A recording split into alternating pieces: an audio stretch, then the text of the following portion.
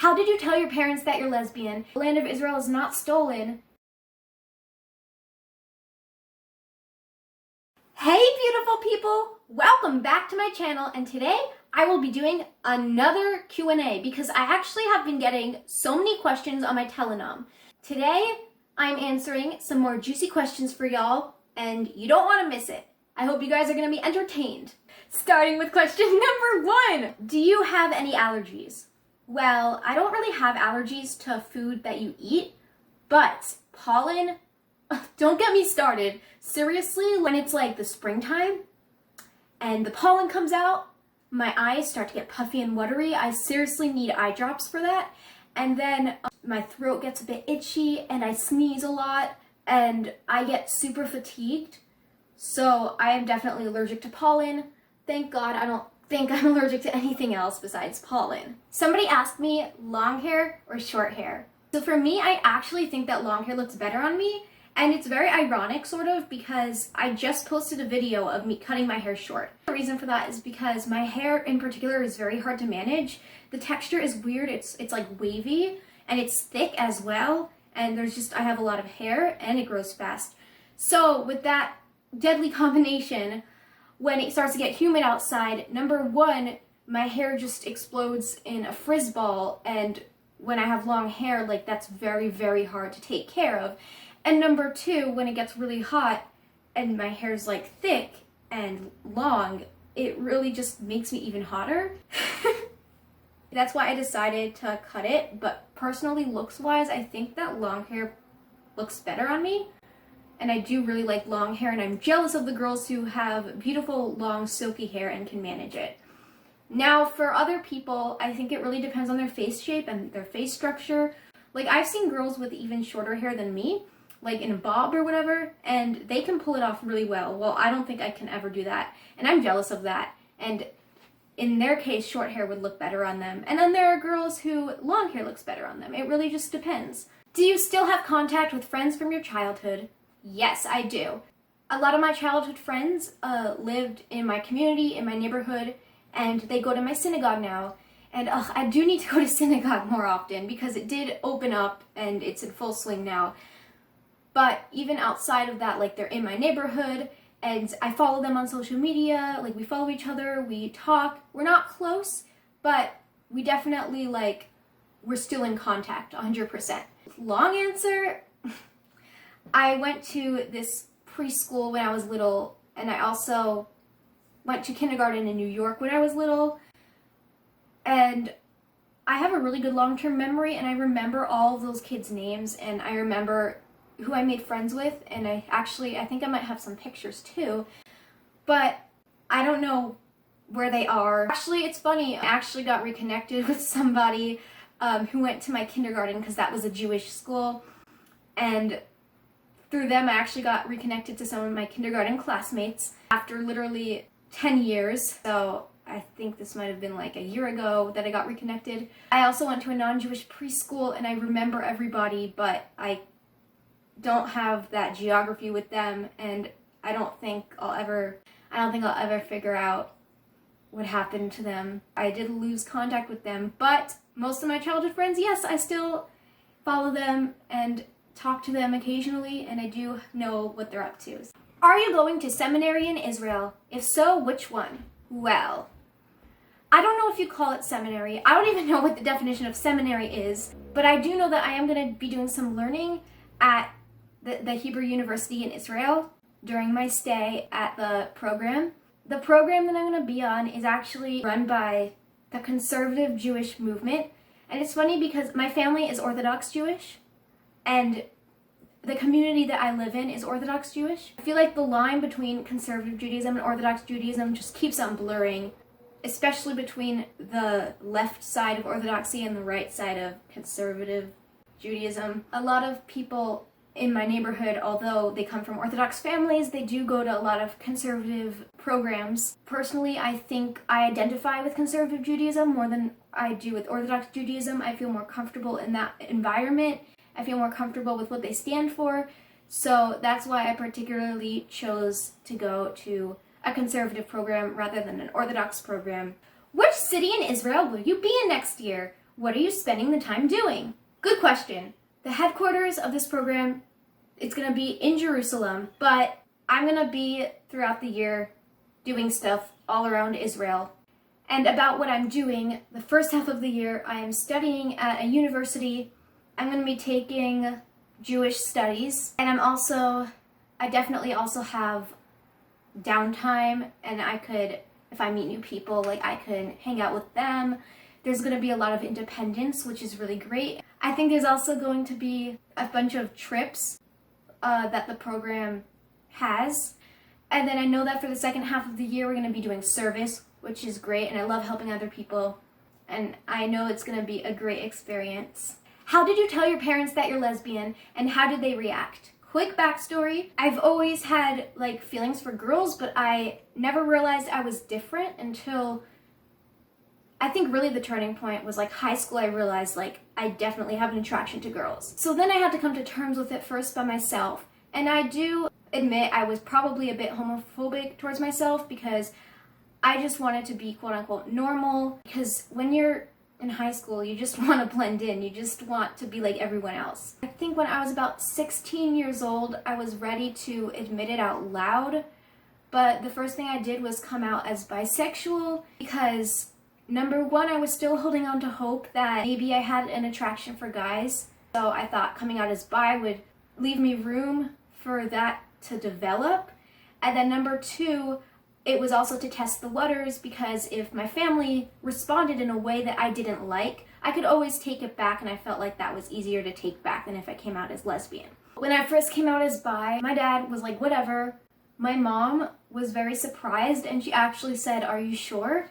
She didn't mean it like in a mean way. Before I came out, I actually tried to push myself to like guys, and I didn't want anybody to suspect that I had attractions for girls. So I would purposely talk about how I had crushes on guys, even when I didn't.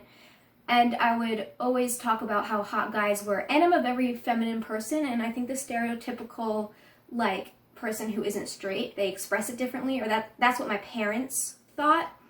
So my mom was definitely really shocked because it was the first time I ever mentioned liking girls at all. But she never said that it's wrong. She never said that I couldn't be with a girl. Then I kept on contemplating whether or not I liked boys. Like, I was still hoping I liked guys really deep down, but I think I just don't, and I can't help that. I think the pandemic just gave me a lot of time to think because I had nothing to do. So I then, came out to my mom again as lesbian, and she was fine with it. Obviously, my dad was fine with it. My family accepted me. They didn't try to doubt me. They didn't try to get me to like guys. They don't care if I date a girl. Never once did they tell me it was wrong. Never once did they say anything demeaning about people in the LGBTQ community. So I feel loved and accepted by my family, and I'm very thankful for that. I know not everybody gets that opportunity, which is very sad. So I'm really thankful. All right, the person who asked this specific question, they asked it in a very frantic and paranoid kind of way. So the question is going to come up right about here, and literally that is the way that they wrote it. For those who, don't want to read it, it basically says, do you support Palestine? I know you're from Israel, but do you support the Israeli government/settlement? First of all, I don't know why I thought I was from Israel. I'm not from Israel. I do have distant family from Israel, and Israel is very important to me because if you haven't figured it out already, I am Jewish. So I guess I'll just analyze this question. The first part was, do you support Palestine? There's a difference between the state and the government. I support Palestine as a legitimate state. I think Palestine goes to the Palestinians and the Arabs, and it should continue to belong to them. However, the government is really corrupt, and I don't think anybody should support that government. I think if you support the Palestinian government, you might have problems. They're very oppressive. They just want so much control. And their justice system is shit. Yes, support Palestine and the people. No, do not support the government. About Israel, I support Israel as well. I believe that Israel goes to the Jews, and Israel is a legitimate place, just like Palestine. The government, I think it's definitely messy, but I don't think it's as bad as the Palestinian government. I do think that it does have flaws, and I do not agree. I don't know why they're building settlements on territory that's not theirs. That is stealing, and I don't agree with it at all. About the government, again, like the Israeli government does some good things, they do some stuff that's shitty, but I do think they're really trying to help the Palestinians. I've heard them, they give food and water to them. I know they can't trust the Palestinian government with their money because the Palestinian government just uses it for the rockets. But Israel really is all about protecting everybody who lives there, including the Arabs. It doesn't matter who you are, they just protect everybody who lives there. They have the Iron Dome. They're very, very good progressive-wise. They are very good at inventing things. I know that the Israeli government, they have a program where they go to Africa and they dig and they give them like a way to get water, which is really, really amazing. I love all the humanity work that the Israeli government does. I did not like the Prime Minister Netanyahu, but he recently got kicked out of that position, so maybe the new Prime Minister will be better. But I will always defend Israel as a Jewish state, because it is. Lately, there's been a trend of people trying to come for Israel, and it's one thing to criticize the government and legitimately critique and say, I don't like how they're dealing with stuff, but it's another thing to say, Israel is stolen and doesn't belong to the Jews. It's a trend that's been going on where people have been saying that Israel is stolen. The land of Israel is not stolen. It was owned by Britain, and then after World War II, because the Jews needed a safe place, the Jews paid for the land, they gave the money to Britain, and they were the owners of the land. There was nothing that was stolen. It was a money exchange. The Arabs who were native to that land also didn't really care about that piece of land. They were more focused on Palestine. Israel belongs to the Jews and it's not stolen, and Palestine belongs to the Palestinians. Suppose Elon chose you as the first astronaut to send to Mars. What's your reaction? So there are some kids and their dream is, I want to be an astronaut. I want to explore space. I want to explore the unknown. To me, that's just creepy. And I'm not judging, but for myself, I would never want to explore space. I love space simulations and I think the idea of space is really awesome. I love learning about outer space, but I just wouldn't want to actually, unless there was a whole colony of people there, I wouldn't actually want to go into space because it's lonely, it's terrifying, it's dark, it's just sad. So my reaction would be, I don't think I want to go to Mars. I'm such a downer, but seriously, I really just don't like the idea of going into space. The pressure, the temperature, the climate, the loneliness, the isolation, it's a no from me. Do you like children or not? I love children. A lot of people who meet me say that I am very childish and I have the mind of a child inside of me, which I think I agree. I have a very vivid imagination. People say I'm very creative. So I think that when I talk to children, I can sort of see on their level and relate to them. I love to babysit, and also children really do make the best conversation. So yes, I love children. What do you think about religious people? How religious are we talking? Are we talking like observant? Are we talking like crazy believer? But in all seriousness, I respect all religions as long as they are not harmful, as long as they don't spread hate. My parents are religious. Most religious people are sane and they're normal and they function normally. They just believe in something that not everybody might believe. And it might seem like fantasy to some people, but if it doesn't hurt anybody and if they're not, if they're not being judgeful or hateful, I don't think, it's something bad.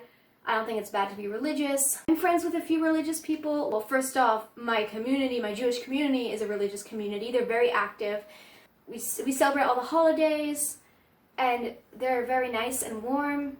I'm friends with some religious Christians, and they're just really nice people. I really respect people and their beliefs because it means that they have hope, and it means that they're just very faithful, and that is something to be valued. Again, as long as they're happy and not hurting anybody, religious people are cool.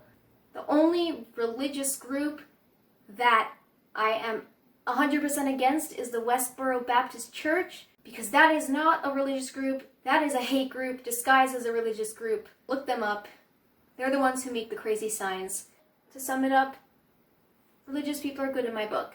Is getting old something you're afraid of? I think if I think about it too much, it does evoke some fear, because it seems like the older you get, the more problems you'll have to face in life. Like when I was in preschool and kindergarten, I was like, la-di-da-di-da, I don't have to worry about a thing, I'm just playing with my friends. And then I had to start worrying about school and my grades, and then actually have to start worrying about like friendships and people judging me, because by the time you're in primary school, people are old enough to judge and bully and stuff like that. Then I had to worry about like puberty, because when I was in 5th, 6th grade, that was something that was on my mind a lot. And then after that, and I didn't have to worry about puberty because I already hit it, then I had to worry about my sexuality. And then my next stage is worrying about college, and then marriage, and then do I want kids?